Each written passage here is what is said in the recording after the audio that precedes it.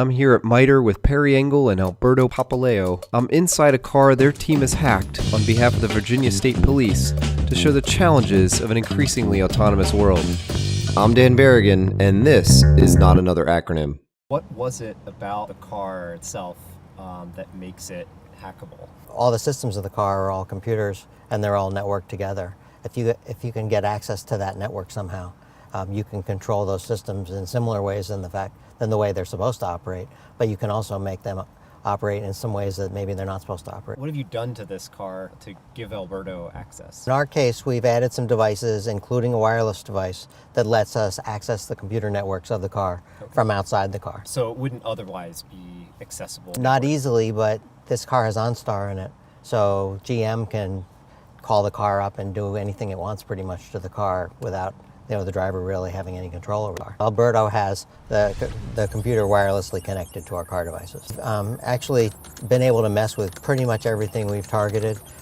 You'll see the windshield wipers, you'll see the brakes, you'll see we can affect the engine, and the door locks, the windows, the trunk, pretty much everything that that the Virginia State Police asked us to do, we did.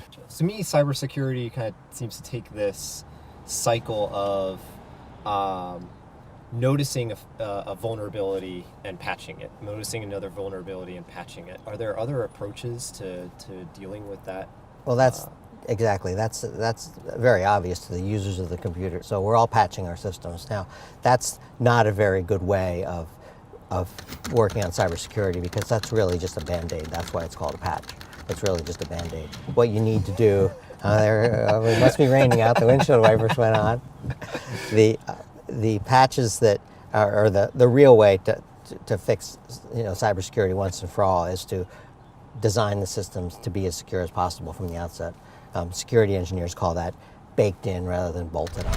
Right now I'm driving down the street in my car, like I said, that might be a connected car. The car was to do something that looked like a cyber attack.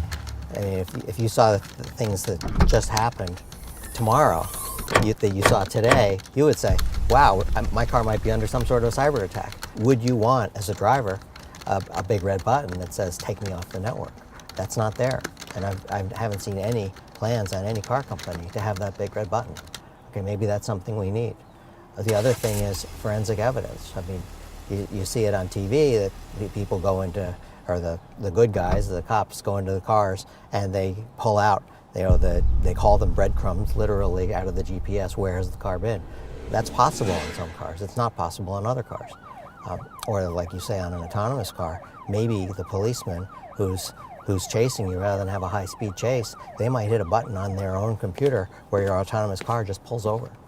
The biggest thing I want to say is, in spite of the fact that we've done some bad things to cars, the cars out there are safe. All right, my relatives, coworkers ask me about things all the time. What car should I get that's more secure than the other cars? I mean, the good news is all the cars are safe. I mean, there are no cars that I would, with what I know, knowing about cars, there's none that I wouldn't buy because of cybersecurity. I mean, I still buy the best car for the money, and it's still pretty cyber secure, and they're all working to make sure that'll always be like that. Well, thanks, Barry. I really appreciate your time, and it was an awesome demo. Okay. And it's good to see you guys working on this. Okay, well, very good. Thank you. That's it for this time. Check out some of our other videos and subscribe to our channels. Until next time, what will you imagine, create, and revolutionize?